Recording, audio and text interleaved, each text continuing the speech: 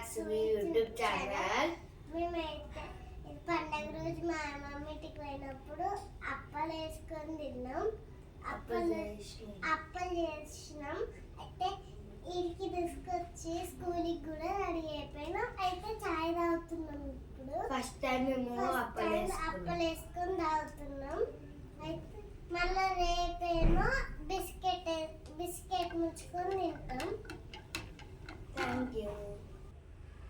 చాలా బాగున్నాయి friends. Bye. మీరు కూడా తినండి ఫ్రెండ్స్. చాలా అప్పలు వేసుకున్న మంచిగా ఉన్నాయి.